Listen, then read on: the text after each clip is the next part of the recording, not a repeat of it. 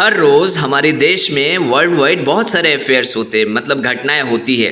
अगर उसके बेसिस पे आपको वीकली करंट अफेयर्स वीडियो मिल जाए तो इससे बड़ी बात क्या हो सकती है। जब आप कॉम्पिटिटिव एग्जाम्स देते हो तो आपको ही मिलता है, कुछ गिने चुने क्वेश्चन से मिलते हैं। तो वो क्वेश्चंस आता कहाँ से है, उनका सोर्स क्या है, कहाँ से पिकअप किया जाता है। तो ऑब्वियसली प्राइमरी सोर्स जो है वो न्यूज़पेपर है, सेकेंडरी वो टेलीविज़न है। तो हमने इस वीडियो में और आगे जितने भी वीडियोस आएंगे, हमारे वीकली करंट अफेयर्स के वीडियोस जो आएंगे, वो सब का सोर्सेस होंगे न्यूज़पेपर, डिफरेंट न्यूज़पेपर्स होंगे जो अच्छे हैं, फेमस है, जिनके न्यूज़ में रियलिटी है, ऑथेंटिसिटी है, वो वैसा ही न्यूज़पेपर। तो आज इस वीडियो में हम दिखाने वाले डिफरेंट न्यूज़पेपर से जो आर्टिकल्स हमने पिकअप किया, वो आर्टिकल्स। अब सारे आर्टिकल्स के बारे में हम डिस्कशन करेंगे। उसके बाद हर एक आर्टिकल्स के बाद उस आर्टिकल से रिलेटेड क्या क्वेश्चंस बन सकते हैं करंट अफेयर्स के, वो हमने इस वीडियो में दिखाया है। तो एक आर्टिकल डिस्कशन और उसके बाद क्वेश्चंस, सेम ऐसे ही होगा। दूसरा आर्टिकल डिस्कशन फिर क्वेश्चन। आपको अगर आर्टिकल के बारे में आर्टिकल और डिस्कशन आपको नहीं सुननी है तो वो पार्ट आप स्किप कर सकते हो, आपका टाइम बचा सकते हो, डायरेक्ट क्वेश्चन पे जा सकते हो। लेकिन हमारा सजेशन ये होगा, आर्टिकल का डिस्कशन सुनो, उससे आपको ज़्यादा याद रहेगा और जो क्वेश्चन है वो सीखने की मेमोराइज करने की कोई ज़रूरत नहीं है, ऐसे ही याद हो जाएगा। और हाँ, अगर वीडियो अच्छा लगे तो लाइक शेयर ज़रूर करना, क्योंकि वीडियो बनाने में मेहनत लगता है और अगर आपका वो लाइक मिल जाए तो हमें मोटिवेशन मिल जाता है। चलिए स्टार्ट करते हैं आगे। तो फर्स्ट आर्टिकल आपके सामने द इंडियन एक्सप्रेस से है, 17 अप्रैल का है ये। और इसमें एक हेडलाइन आया हुआ था, requirement of EATB for Indian Nepalese travelling to 4 countries via Istanbul airport. तो इसमें स्टोरी क्या है मोटा मोटा वो बता देता हूँ। वैसे आप चाहे तो क्रॉस चेक कर सकते हैं, जो हम दिखा रहे हैं आपको आर्टिकल ये सही में उस न्यूज़पेपर से है कि नहीं। तो सारे आप आर्टिकल्स आप क्रॉस चेक कर सकते हो, ठीक है। तो इसमें बोला गया है कि भाई इंडिया और नेपाल से जाने वाले लोग 4 कंट्रीज़ में, साउथ अमेरिकन 4 कंट्रीज़ है, जिसका सेकेंड पैरा में आप देख सकते हो, नाम मेंशन करा हुआ है, मैक्सिको, पनामा, कोलंबिया, वेनेजुएला। वहाँ जाने के लिए इस्तांबुल एयरपोर्ट होते हुए जाना पड़ता है, मतलब वहाँ होल्ट है, वहाँ से होते हुए जाना पड़ता है। तो इंडियन और नेपालीज लोगों के लिए स्पेशली ये बोला गया है कि अब से आपको जो है EATB कलेक्ट करना पड़ेगा। ये एक वीज़ा है, तो क्योंकि दूसरे कंट्री के थ्रू आप जा रहे हो और वहाँ होल्ट है, तो होल्ट है कहीं ना कहीं आपने उस कंट्री में एंटर किया है, तो एंटर करने के लिए वीज़ा तो चाहिए होता है ना। वैसे बहुत ही रेयर केस में, बहुत ही कम है ऐसे कंट्रीज़ जहाँ वीज़ा लेस एंट्री होती है। लेकिन यहाँ क्या है, दूसरे कंट्रीज़ में एंट्री करते हुए आप जा रहे हो साउथ अमेरिकन कंट्रीज़ में, तो इसी वजह से वीज़ा की रिक्वायरमेंट आ गई है। तो वहाँ की जो एडमिनिस्ट्रेशन है, तुर्की एयरलाइंस, उन्होंने अपने एक फरमान जारी किया है जिसमें यही बोला गया है कि भाई अब से आप वीज़ा लिया करो। इसका नाम क्या है, EATB है। EATB का मतलब क्या है, E मतलब इलेक्ट्रॉनिक, A मतलब एयरपोर्ट, T मतलब ट्रांजिट और V मतलब वीज़ा। तो इलेक्ट्रॉनिक एयरपोर्ट ट्रांजिट वीज़ा लेना पड़ेगा और ये 15 अप्रैल से स्टार्ट हो गया। ऑनलाइन आप कर सकते हो अप्लाई और फ्री ऑफ चार्ज है, इसमें कोई चार्ज नहीं है। तो इसके बेसिस पे हम ले लेते क्वेश्चंस। इस आर्टिकल के ऊपर क्या क्वेश्चन बन सकता है, चलिए देखते हैं।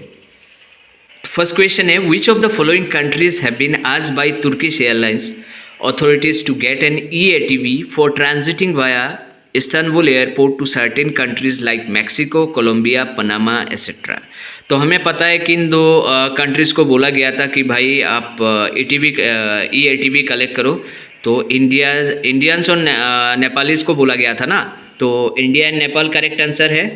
सेकंड वाला, recent Turkish Airlines asked India and Nepal to get an visa, and लिखा हुआ है वो मिस्टेक से है, an visa for transiting via Istanbul airport to certain countries like Mexico, Panama et cetera, Colombia, Panama et cetera. What is the name of the visa? Visa का नाम क्या है? वीज़ा का नाम EATB है, हम सबको पता है। नेक्स्ट थर्ड वाला जो है, recently which airline asked India and Nepal to get visa? कौन सा एयरलाइंस है जिसने इंडिया और नेपाल को वीज़ा कलेक्ट करने के लिए बोला था? For transiting via Istanbul airport to certain countries like Mexico, Colombia, Panama et cetera. तो यहाँ एक चीज़ ये है, अगर आपको थर्ड वाले क्वेश्चन का आंसर नहीं पता है तो थोड़ा दिमाग लगा के इसका आइडिया कर सकते हो। अगर कंट्रीज़ और कंट्रीज़ के अंदर की जो सिटीज़ है उनके बारे में थोड़ा बहुत आइडिया हो। देखो बोला गया है कि कौन से एयरलाइंस ने इंडिया और नेपाल को बोला है ई वीज़ा कलेक्ट करने के लिए अगर आप ट्रांजिट करते हो इस्तांबुल एयरपोर्ट के थ्रू। तो इस्तांबुल एयरपोर्ट जो है वो तो ऑब्वियसली ये सोचने वाली बात है कि इस्तांबुल एयरपोर्ट किस कंट्री में आती है। जिस कंट्री में है उसी कंट्री के एयरलाइंस ऑब्वियसली ये फरमान जारी करेगी। तो इस्तांबुल एयरपोर्ट जो है वो तुर्की में आता है, तो तुर्किश एयरलाइंस ऑब्वियसली होना चाहिए इसका करेक्ट आंसर। तो ऐसे करके आप इसका आंसर भी कर सकते हो अगर आपको कंट्री और उसकी जो इनसाइड जो सिटीज़ है उसके बारे में अगर आइडिया हो तो। नेक्स्ट आर्टिकल द हिंदू से है। एक हेडलाइन आया हुआ था इसमें, Indian economy projected to grow 6.5% in 2024। ये किसने बोला है? UNCTAD। UNCTAD क्या है? United Nations Conference on Trade and Development इसका फुल फॉर्म है। तो इसका काम क्या है? ये प्रमोट करती है इंटरेस्ट को किस चीज़ से रिलेटेड?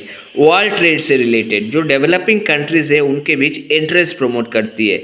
तो इस ऑर्गेनाइजेशन ने प्रिडिक्ट किया था, जैसे 2023 में ये इस ऑर्गेनाइजेशन ने यही बोला कि 2023 में आप देखोगे तो सेकंड पैरा जो बोल्ड में है, 2023 में इंडिया का जो ग्रोथ रेट रही है वो 6.7% रही है। और अभी जो है इस साल 2024 में एक्सपेक्टेशन ये है कि 6.5% रहेगी ग्रोथ रेट, और ऐसे ही फर्स्टेस्ट ग्रोइंग मेजर इकोनॉमी बनी रहेगी। तो ये है ग्रोथ रेट के ऊपर, क्योंकि ये बहुत ही एक इम्पोर्टेंट टॉपिक है और बहुत सारे ऐसे ऑर्गेनाइजेशंस है जो आप बीच बीच में देखते होंगे, न्यूज़पेपर में आता है, फिर टीवी वगैरह में भी आता है कि इस ऑर्गेनाइजेशन ने प्रिडिक्ट किया, उसने प्रिडिक्ट किया, प्रोजेक्ट किया इंडिया की ग्रोथ रेट, ठीक है ना। ऐसे बहुत सारे IMF है, वर्ल्ड बैंक है, RBI है, ऐसे बहुत सारे ऑर्गेनाइजेशन है जो अपना रिपोर्ट लोगों के साथ शेयर करती है, जो प्रोजेक्ट करती है, मतलब डिफरेंट कंट्रीज़ की ग्रोथ रेट। तो अभी जो है UNCTAD ने प्रोजेक्ट किया है कि कितना रहेगा, और इसके बेसिस पे हम क्वेश्चंस ले लेते हैं कि क्या क्या क्वेश्चंस बन सकते हैं। ये एक इम्पॉर्टेंट टॉपिक है तो इसीलिए क्वेश्चंस भी इम्पोर्टेंट ही होंगे। Recently, a report published by UNCTAD in 2024 Indian economy is expected to grow by कितना परसेंट? अभी अभी हमने पढ़ा है, ये है 6.5%। ये करेक्ट आंसर हम इस पर क्लिक कर देते हैं, ये हो गया हमारा correct answer. Next, Indian economic growth is projected at 6.5% for the year 2024 by which of the following agency? तो चार ऑप्शन है, तो हमें पता है इन चारों ऑप्शन जो है, चारों जो ऑर्गेनाइजेशन है, एजेंसी है, चारों एजेंसी प्रोजेक्ट करती है ग्रोथ रेट, ठीक है। तो इसको लेके कन्फ्यूजन हो सकता है, कोई IMF कहेगा, कोई वर्ल्ड बैंक कहेगा, कोई RBI कहेगा, और ख़ास करके हम इंडिया के लोगों के दिमाग में शायद ये रहेगा कि RBI हो सकता है करेक्ट आंसर, है ना। तो बट इसका करेक्ट आंसर है UNCTAD। Next question, where is the headquarters of UNCTAD? ये एक क्योंकि ये जो आर्टिकल हमने अभी अभी डिस्कस किया था, इस आर्टिकल के बारे में UNCTAD से रिलेटेड ही था, तो हमने सोचा कि इसका हेडक्वार्टर कहाँ है और जो हेड है इस ऑर्गेनाइजेशन की उनका नाम भी शेयर किया जाए। तो थर्ड क्वेश्चन, हेडक्वार्टर कहाँ है UNCTAD के? तो करेक्ट आंसर है जेनेवा, ये हम टिक कर देते हैं 1। फोर्थ वाला ऑप्शन जो है, who is the general secretary general of UNCTAD? Correct answer है रेबेका ग्रीन्सपैन। तो ये हो गया हमारा इस आर्टिकल के ऊपर। नेक्स्ट आर्टिकल हम ले लेते हैं, द हिंदू से है ये आर्टिकल और ये 16 अप्रैल का है। इसमें हेडलाइन आप देखो, Ramkrishna Forging secures 270 crore order for Vande Bharat trains. तो वंदे भारत ट्रेन्स के बारे में आप सबको पता होगा, ये हाईटेक ट्रेन है जिसका स्पीड भी बहुत हाई है, मतलब करीब 180 किलोमीटर पर आवर के हिसाब से मैक्सिमम स्पीड जो है ये इतना जा सकती है स्पीड ट्रेन की, इतनी स्पीड से ट्रेन चलती है। और इस ट्रेन की खासियत क्या है? इस ट्रेन में जैसे मूवेबल चेयर्स है, पूरा ट्रेन ऐसी है। अगर आप टॉयलेट की बात करें तो टॉयलेट के अंदर भी जो बेसिन्स वगैरह है वो हाई फाई है। सीट्स की बात करें, हर एक सीट में चार्जिंग सॉकेट्स है। ट्रेन के अंदर CCTV लगा हुआ है। रिवॉल्विंग सीट्स तो हमने बोला ही हुआ है। ऑटोमेटिक डोर है इसमें, ठीक है। तो ऐसे बहुत सारे फीचर्स है इस ट्रेन के। तो अभी तक आपकी जनरल नॉलेज के लिए मैं ये बता दूं, मार्च तक की जो ये टोटलिंग है कि कितने वंदे भारत ट्रेन अभी तक ऑपरेशनल है, ये अगर क्वेश्चन अभी आ जाए आपके सामने तो अगर आपको पता होगा तो अच्छी बात है, नहीं तो मैं आपको बता देता हूँ। 51 ट्रेन है जो सर्विस में है, वंदे भारत ट्रेन के 51 ट्रेन अभी ऑपरेशनल है। और बाकी जो है क्योंकि अभी ऑर्डर मिला है रामकृष्ण फोर्जिंग्स को 270 करोड़ का, और ये अगर आर्टिकल आप ध्यान से पढ़ो देखो, the order encompasses 32 trains set each comprising 16 coaches, and RKFL will be producing a total of 1024 bogie frames, it said। तो रामकृष्ण फोर्जिंग्स को वंदे भारत ट्रेन्स के लिए 32 ऐसे 32 वंदे भारत ट्रेन्स के लिए बोगी फ्रेम्स बनाने के लिए ऑर्डर मिला है, और इसका जो कॉस्ट है, बजट है, वो है 270 करोड़। तो यही इस आर्टिकल में लिखा हुआ है। अब इसके बेसिस पे हम क्वेश्चन ले लेते हैं। Which of the following companies has backed an order of 270 crore for supplying bogie frames for 32 Vande Bharat train sets? तो इसका करेक्ट आंसर है रामकृष्ण फोर्जिंग्स। तो ये हो गया correct answer, Ramakrishna forgings. Second one है Ramakrishna forgings has secured an order for supplying bogie frames for 32 Vande Bharat trains. How much is the order? Order कितने का था? तो ये 270 करोड़ का ऑर्डर था, तो ये है करेक्ट आंसर। थर्ड वन है for how many Vande Bharat trains Ramkrishna Forgings has received an order of rupees 270 crore for supplying bogie frames। कितने ट्रेन्स के लिए ऑर्डर मिला था बोगी फ्रेम्स बनाने की? तो ये है 32 ट्रेन्स। ठीक है, एक और क्वेश्चन बन सकता है कि कितने ऐसे बोगीज़ है जिसके लिए बोगी फ्रेम बनाने के लिए बोला गया, तो वो ज़्यादा इंपॉर्टेंट टॉपिक है नहीं, सो इसके ऊपर क्वेश्चन हमने यहाँ मेंशन करा नहीं है। अगर क्वेश्चन आता भी है, बहुत रेयर चांस है, लेकिन इससे ज़्यादा इंपॉर्टेंट तो ये क्वेश्चन नंबर 3 है। तो बोगी फ्रेम वाला जो है कि कितने बोगी फ्रेम्स के लिए ऑर्डर आया हुआ है, ये लेस इंपॉर्टेंट है, लेकिन आएगा तो उम्मीद है कि आप आंसर दे पाओगे। अब आते हैं नेक्स्ट। ये आर्टिकल है टाइम्स ऑफ इंडिया से, ये 18 अप्रैल का एक आर्टिकल है जिसमें ये मेंशन जो हेडलाइन है, IIM इंदौर लॉन्चेस अभ्युदया है, प्रोजेक्ट का नाम Abhyudaya project to enhance its educational infra. तो अभ्युदया क्या है? ये एक प्रोजेक्ट है IIM इंदौर का जिसमें एजुकेशनल इंफ्रास्ट्रक्चर डेवलपमेंट के लिए ये प्रोजेक्ट लॉन्च किया गया है।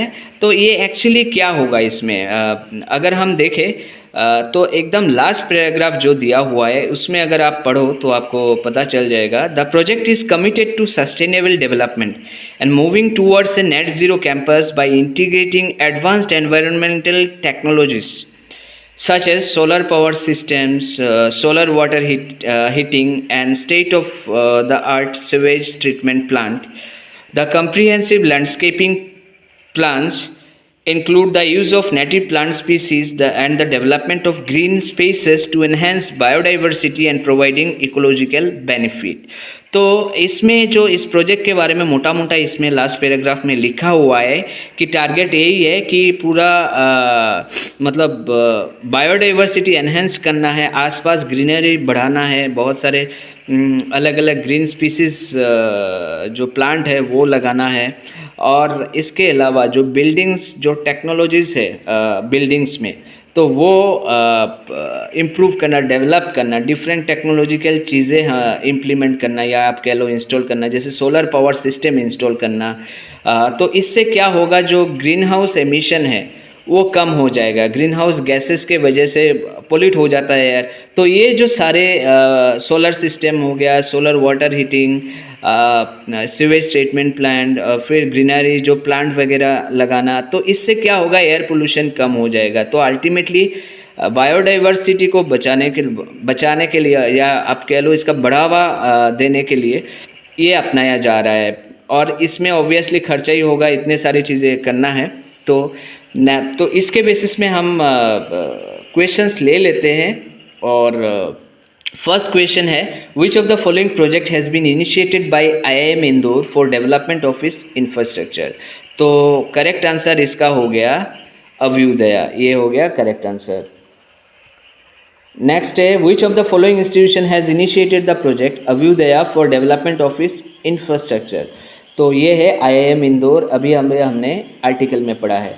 Recently a project name Abhyudaya has been initiated by IIM Indore for the development of its, क्या डेवलप करने के लिए ये प्रोजेक्ट को लॉन्च किया गया या इनिशिएट किया गया। तो इंफ्रास्ट्रक्चरल प्रोजेक्ट, ये हमने अभी अभी पढ़ा है आर्टिकल में। What is the budget for the project Abhyudaya launch by IIM Indore. IIM Indore द्वारा जो प्रोजेक्ट अभ्युदया लॉन्च किया गया है, इसका बजट कितना है। तो करेक्ट आंसर है 433 करोड़। तो ये हो गया इस आर्टिकल के ऊपर जो अभी हमने शेयर किया, डिस्कस किया, इस आर्टिकल के ऊपर ये सारे क्वेश्चंस। नेक्स्ट इसमें जाते हैं। नेक्स्ट आर्टिकल है द इकोनॉमिक टाइम्स से, ये 18 अप्रैल का है। इसमें एक हेडलाइन आया हुआ है, नेस्ले में face strict action by Indian food regulator if found guilty in sugar controversy, brand issues clarification. क्या है ये शुगर कंट्रोवर्सी। एक्चुअली नेस्ले जो है, हमें पता है सेरेलेक फूड प्रोडक्ट के लिए फेमस है इंडिया में क्यों, और भी सारे कंट्रीज़ में फेमस है। लेकिन नेस्ले क्या करती है कि जो ये सेरेलेक प्रोडक्ट है, इसमें शुगर का कंटेंट ज़्यादा मिला देती है। क्यों, इनका पर्पस तो यही है, बिजनेस पर्पस है, और शुगर मिलाने से बच्चे लोगों को बहुत अच्छा लगता है। लेकिन यही कंट्रोवर्सी खड़ा हुआ है क्योंकि WHO ने ऑलरेडी गाइडलाइन जारी करा हुआ था 2022 में कि शुगर कंटेंट जो है, स्वीटनिंग एजेंट जो है, वो आप एक लिमिटेड मात्रा में आप यूज़ कर सकते हो, उससे ज़्यादा नहीं। अगर लास्ट पैराग्राफ हम पढ़े तो देखो, according to the report WHO questions that early introduction to sugar may establish a lasting inclination towards sweetened items, heightening the likelihood of obesity and various enduring ailments। तो WHO ने ये चिंता जताया था कि अगर ज़्यादा बच्चों के खाने में अगर ज़्यादा स्वीटनर या मीठी चीज़ें मिला दिया जाए तो क्या होगा, उनको आदत लग जाएगा कि भाई स्वीट ही खाना है। और दूसरा टेस्ट जो है वो फिर उसके बाद जब बड़ा होगा कोई भी बच्चा, तो उसको वो स्वीट के अलावा बाकी कोई भी चीज़ पसंद ही नहीं आएगा। एक तो ये, और दूसरा ये है स्वीटनिंग एजेंट से क्या होता है, स्वीट ज़्यादा खाने से मोटापा आ जाता है और इससे बहुत सारी बीमारियां आ जाएगी। तो इसी को लेके चिंता जताया था WHO ने, और इसी के बेसिस पे, और इसीलिए ही एक कंट्रोवर्सी खड़ा हुआ है। और इस कंट्रोवर्सी को खड़ा करने के लिए आप देखोगे, ये जो थर्ड पैराग्राफ है जिसमें लिखा हुआ है, Nestle adds sugar to infant milk sold in less affluent nations including India but not in its primary market like Europe और यूके जो है, ये नेस्ले की प्राइमरी मार्केट है, वहाँ ये इतने मात्रा में शुगर ऐड नहीं करती क्योंकि वहाँ बहुत ज़्यादा ही लोग कॉशियस है और वहाँ की जो एजेंसीज है बहुत जागरूक है। तो the revolution came to light when Public Eye a Swiss investigative agency organization and IBFAN International Baby Food Action Network dispatched samples of the company's baby food items marketed in Asia, Africa and Latin America to a Belgian laboratory for examination। ये तभी पता चला कि Nestle की food products में sugar का मात्रा ज़्यादा है जब ये पब्लिक आई और IBFAN नामक जो ऑर्गेनाइजेशन है, उन ऑर्गेनाइजेशन ने जब सैंपल भेजा बेल्जियम के एक लेबोरेटरीज में टेस्टिंग के लिए, तभी सामने आया कि इसमें तो शुगर कंटेंट ज़्यादा है और उसी से यह कंट्रोवर्सी खड़ा हुआ। तो अब हम ले लेते हैं इस आर्टिकल के ऊपर क्या क्वेश्चंस बन सकते हैं। FSSAI has initiated an inquiry into sugar content controversy for which of the following brand. तो ये जो इस आर्टिकल में इंक्वायरी जो कंट्रोवर्सी तो हुआ ही, आर्टिकल में अगर देखो कंट्रोवर्सी हुआ है, लेकिन इसमें इंक्वायरी स्टार्ट किया FSSAI ने। FSSAI क्या है, एक अथॉरिटी है फूड सेफ्टी के लिए, क्योंकि हम जो भी चीज़ हम खाते हैं पीते हैं, जो कंज्यूम करने वाली चीज़ें जो हम स्पेशली खाते हैं, उसमें देखना है FSSAI का टैग, हम देखते हैं FSSAI का टैग है कि नहीं, तभी भरोसा होता है नहीं ये खाने लायक है, ये टेस्टेड है। तो FSSAI ने जो है इसके ऊपर इंक्वायरी स्टार्ट कर दी है। तो अब ये फर्स्ट क्वेश्चन उसी से रिलेटेड है। FSSAI has initiated an inquiry into the sugar content controversy for which of the following brand. कौन सा ब्रांड है, तो अभी हमने पढ़ा नेस्ले ब्रांड है, तो करेक्ट आंसर है Nestle. FSS second question, FSSI has initiated an inquiry into which of the following controversy surrounding Nestle Cerelac product. कौन सा कंट्रोवर्सी है सेरेलेक को लेके? ये शुगर कंटेंट कंट्रोवर्सी है. Third question, which of the following organization has initiated an inquiry into the sugar content controversy surrounding Nestle Cerelac product? कौन सी organisation है जिसने इंक्वायरी स्टार्ट की है? तो करेक्ट आंसर है FSSAI. तो ये हो गया इस आर्टिकल के ऊपर. नेक्स्ट आर्टिकल ले लेते हैं. नेक्स्ट आर्टिकल है इकोनॉमिक टाइम्स से और ये है 18 अप्रैल का. Swiggy integrates mall offerings with Instamart. Swiggy ने क्या किया, अपनी जो मॉल ऑफरिंग्स है वो इंस्टामार्ट के साथ इंटीग्रेट कर दिया, मतलब मिक्स कर दिया. अब इंस्टामार्ट क्या है? इंस्टामार्ट स्विगी की जो ग्रोसरी डिलीवरी, ऑनलाइन डिलीवरी, एक ऑनलाइन मॉल कह सकते हो.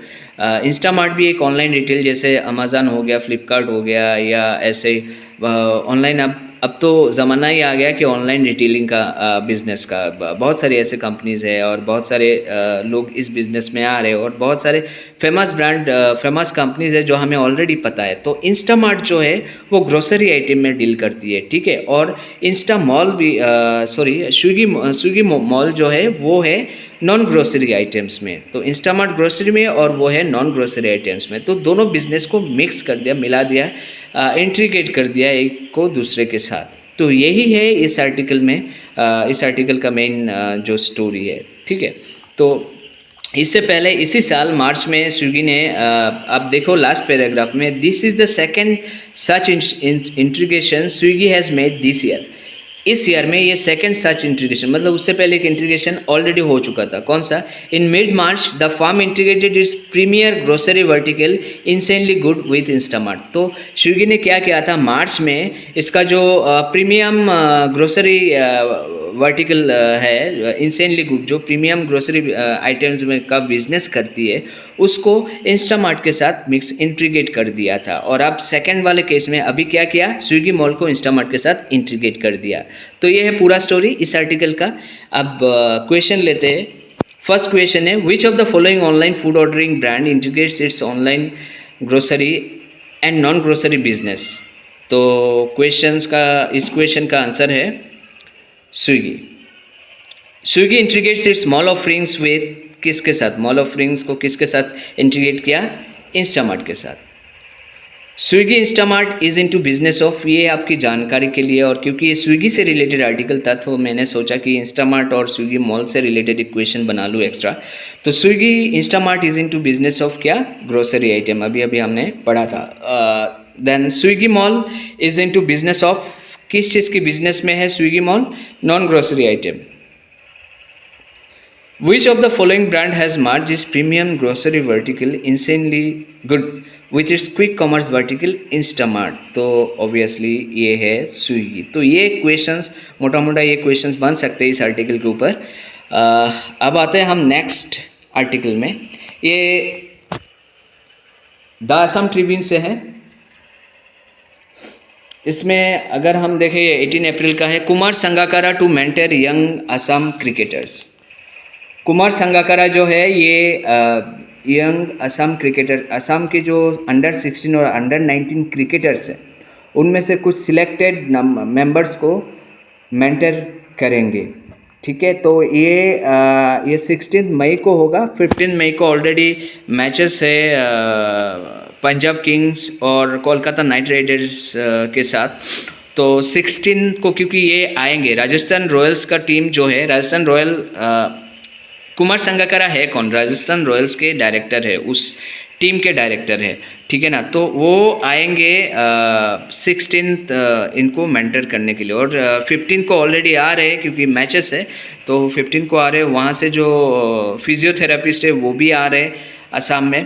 तो क्योंकि कुमार संगाकारा आ रहे हैं तो जो असम की जो असम क्रिकेट एसोसिएशन है, जो हेड है, उन्होंने सोचा क्यों ना कुमार संगाकारा को, अभी जो टीम है अंडर 19 और अंडर 16 की टीम, उनको मेंटरशिप के लिए एक दिन के लिए रिक्वेस्ट किया जाए, रखा जाए, ताकि जो बच्चे हैं, जो क्रिकेटर्स है, उनको मोटिवेशन मिले और कुछ सीखने को मिले. और ये आइडिया मिला जो रियान पारग है। रियान पारग आप जानते हो राजस्थान रॉयल्स के टीम के लिए खेल रहे हैं, जो असम से ही है। तो उनको देखते हुए ये मोटिवेशन मिला असम क्रिकेट एसोसिएशन को कि हमारे बच्चे को भी और भी ज़्यादा ट्रेनिंग देना चाहिए, क्योंकि हमारे बच्चे ही बाहर जाके खेल रहे हैं, आईपीएल में खेल रहे हैं। तो ऑब्वियसली अगर ट्रेनिंग वगैरह ज़्यादा दिया जाएगा, मेंटरशिप दिया जाएगा बड़े बड़े क्रिकेटर द्वारा, तो इनका डेवलपमेंट और ज़्यादा होगा। तो ये है इसमें मेन स्टोरी इस आर्टिकल का। आते क्वेश्चंस पे। For the development of under 16 and under 19 cricketer team of Assam a mentorship program has been plan. Who is the mentor for that program? इस प्रोग्राम के लिए मेंटर कौन थे? तो इसका करेक्ट आंसर है, अभी अभी हमने पढ़ा है, इसका करेक्ट आंसर है Kumar Sangakkara. Kumar Sangakkara, who will be mentoring under 16 and under 19 cricket team of Assam on 16th May, is the director of which IPL team? तो करेक्ट आंसर है राजस्थान रॉयल्स।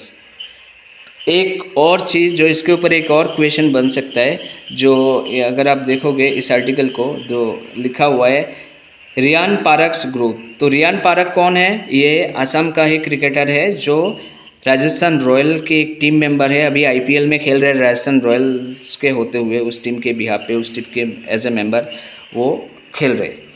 ठीक है, तो आते हैं नेक्स्ट आर्टिकल अमर उजाला। इसमें यह है कि एमबीबीएस सीट्स इन यूपी, 10,000 से अधिक एमबीबीएस सीटों वाला राज्य, ये है हेडलाइन। तो फर्स्ट अगर पैराग्राफ देखें, यूपी में जल्द ही एमबीबीएस की 10,000 से अधिक सीटें होंगी। अभी प्रदेश में एमबीबीएस की 9,263 सीटें हैं। 7 निजी कॉलेज जल्द ही इस पाठ्यक्रम को शुरू करेंगे। तो इसमें क्या है? इसमें यह है कि जो यूपी की जो एमबीबीएस की सीटें हैं वो 10,000 से अधिक क्रॉस करने वाले, क्योंकि कुछ प्राइवेट कॉलेजों ने और निजी कॉलेजों ने अप्लाई किया है सीटों के लिए एनएमसी के पास। ठीक है, तो अभी उनको अप्रूवल मिल जाएगा और उसके बाद जो है सीटें, एमबीबीएस की सीटें 10,000 से अधिक हो जाएगा। तो खास क्या है इस आर्टिकल में? खास ये है कि 10,000 सीटों वाले राज्यों में इंक्लूड हो जाएगा यूपी। लास्ट पैराग्राफ देखें तो इसमें है, अभी प्रदेश में कुल 68 मेडिकल कॉलेज है, इसमें 31 निजी कॉलेज, निजी और रायबरेली वो गोरखपुर में एम्स है, वहाँ कुल 9,263 सीटें हैं। एनएमसी से हरी झंडी मिलने के बाद उत्तर प्रदेश भी 10,000 से अधिक एमबीबीएस सीटों वाला राज्य बन जाएगा। अभी तक कर्नाटक और तमिलनाडु, कर्नाटक में कितने हैं? 11,545 और तमिलनाडु 11,476 और महाराष्ट्र में 10,845 सीटें हैं। तो ये लास्ट पैराग्राफ में हम देख रहे हैं कि 3 स्टेटों की नाम है, इन 3 स्टेटों में 10,000 से अधिक है और चौथा जो राज्य है वो उत्तर प्रदेश होने वाला है। तो यही है इस आर्टिकल में खास। इसके ऊपर क्वेश्चन ले लेते हैं। Which of the following state is going to be 10,000 plus MBBS states along with Karnataka, Maharashtra and Tamil Nadu? तो इसका करेक्ट आंसर है, अभी अभी हमने पढ़ा है, ये है उत्तर प्रदेश। नेक्स्ट ले लेते हैं द टेलीग्राफ ऑनलाइन से।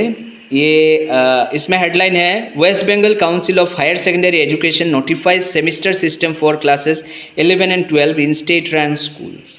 Waste Bengal council of higher education, West Bengal की जो एजुकेशन बोर्ड है उसने क्लास 11 और 12 के लिए सेमिस्टर सिस्टम चालू कर दिया है। तो ये एक बहुत बड़ी खबर है कि इंडिया में जो एक स्टेट है वेस्ट बंगाल, जहाँ 11-12 में सेमिस्टर सिस्टम स्टार्ट हो गया है। तो यही अपने आप में एक बड़ा न्यूज़ है और इसीलिए इस टॉपिक को हमने पिकअप किया है। तो क्लास 11 में 2 सेमिस्टर होंगे और 12 में भी 2 सेमिस्टर। अगर आप नीचे देखो लास्ट पैराग्राफ में, under the new system the higher secondary और 10+2 course now comprises 4 parts, semester 1, 2, 3 and 4. Class 11 has been redesigned as semester 1 and 2, while class 12 has been restructured as semester 3 and 4. तो ये है class 11 में semester 1, 2 होगा ना, यही बोला जाएगा नाम है, और 12 में सेमेस्टर 3 और 4 है।